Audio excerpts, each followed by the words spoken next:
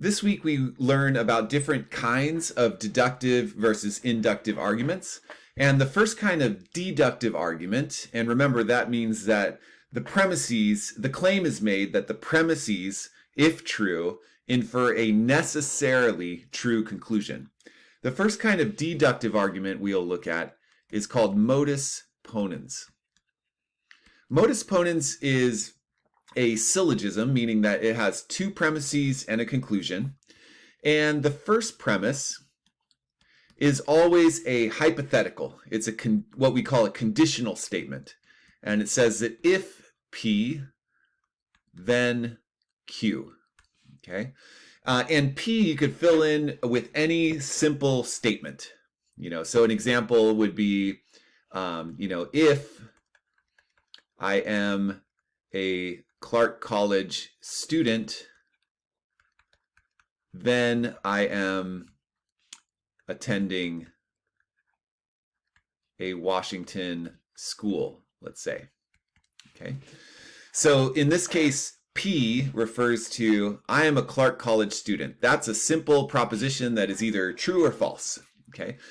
True for the people watching this video, false for people who are unaffiliated with Clark College. Q is I am attending a Washington school. That's also just a simple statement that is true or false. True for people who attend Clark College, true for people who attend the University of Washington. So these are just two simple statements, and there's a relationship that is inferred in this claim. Now, I'm going to get into details about that in a moment. But the second premise of a modus ponens argument affirms what we have declared to be P. Okay. In other words, in this case, premise 2 would be I am a Clark College student. And then the conclusion, there's only one possible conclusion if we were to accept premises 1 and 2. If these premises are both true, okay, and it's the case that if you are a Clark College student, then you are attending a Washington school. And if it's true that you are indeed a Clark College student, then it would follow necessarily that Q would follow, okay? And so it would follow that I am attending a Washington school.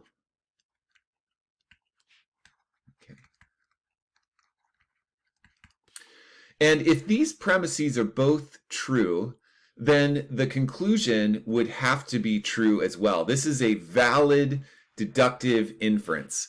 In other words, there is no possible way, there's nothing that we could substitute in for P and Q that would make it such that the premises are true and the conclusion's false. All right. So when the premises are true, the conclusion holds necessarily. And that's what makes it a valid argument. All right. Now, of course, it's possible that one or both of the premises are false. And so the conclusion might be false under that condition. But if the premises are true, the conclusion has to be true as well. It follows necessarily from those premises. Okay. So let's think about what it means for premise 1 to be true, this conditional statement. Okay. For a conditional statement, it always consists of two parts. So any conditional statement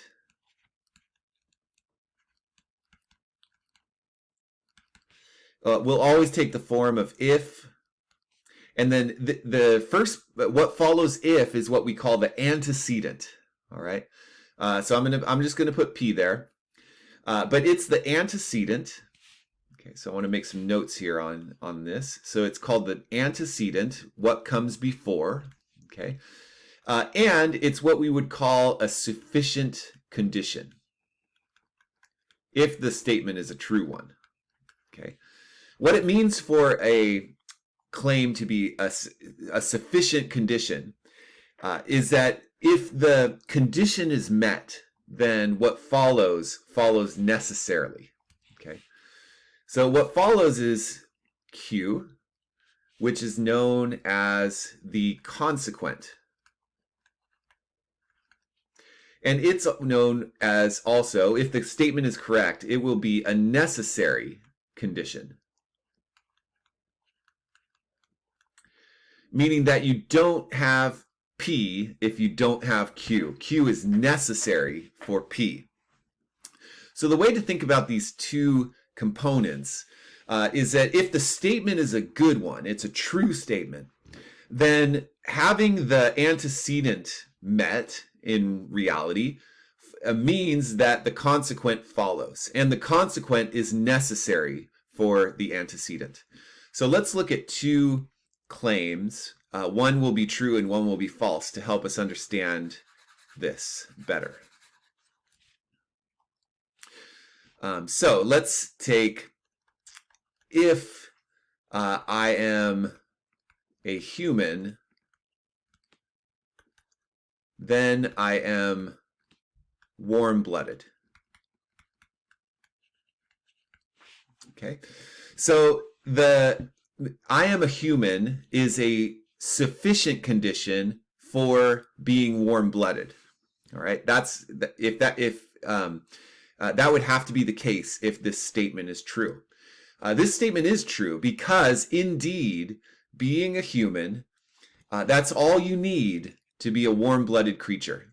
Okay, and why is that? It's because being warm-blooded is necessary for being a human. If you have a creature that's not warm-blooded, you don't have a human by definition. You know, this is a necessary condition. Being warm-blooded is necessary for being a human, and for that reason, meeting the condition of being human is enough to tell you that you're warm-blooded. Okay, so this would be a true statement because it has things ordered correctly. All right, it has the correct. It has a sufficient condition, an actual sufficient condition for an antecedent, and it has an actual necessary condition for a consequent.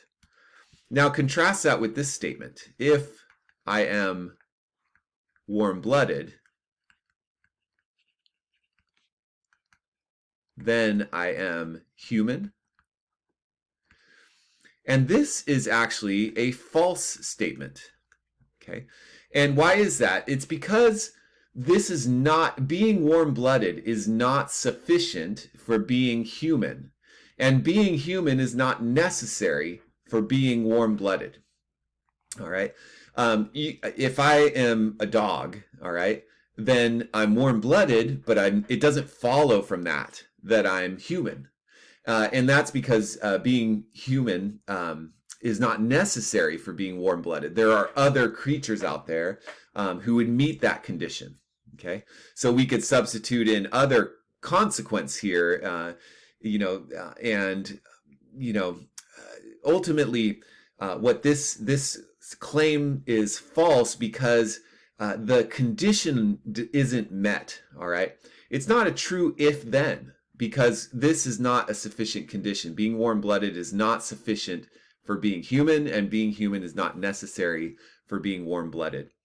What the conditional statement is saying is that if one condition is met, the antecedent, then the other follows, and that just doesn't work with this statement. But it does check out with this first one, and that's because we have, for an antecedent up here, I am human, a correct, an actual sufficient condition for being warm-blooded. All right. So that's going to be how we evaluate conditional statements on their own for being true or false, to consider whether the if-then relationship is actually holds or not. All right. So if we do look at that previous example that I provided, we'll find that it's a good argument. Okay. So premise one, if I attend Clark College, then I attend a Washington school. Okay. And that is a true claim because attending Clark College is sufficient for attending a Washington school. And attending a Washington school is necessary for attending Clark College. All right. So one really does follow from the other. And then premise two, for people watching this video, this applies to you and it's correct, is a statement about the world. It's not a conditional, it's not a hypothetical. It just says, I attend Clark College. All right. And I think understanding how a conditional statement works, sufficient condition versus necessary condition, helps us see clearly why the conclusion follows necessarily that I attend a Washington school. Why does that follow necessarily? Because attending Clark College is sufficient for attending a Washington school. So if you meet that condition of attending Clark College, it follows that you attend a Washington school. And premise two just tells us exactly that sufficient condition is actually met in the world. Okay? And so the consequent would follow necessarily, so that if these premises are true, the conclusion cannot possibly be false. All right, it has to be true. Now you might say, well, what about that person who attends WSU, and doesn't attend Clark College? That, then the conclusion is false. All right. Well, why is that conclusion false? It's because in that case, premise two is false. Okay. The person doesn't actually attend Clark College. The conditional still holds. The conditional is still true, but that sufficient condition is not actually met in the world. It's false, and so the conclusion doesn't follow. All right? That doesn't render the argument invalid, okay? That renders the argument unsound.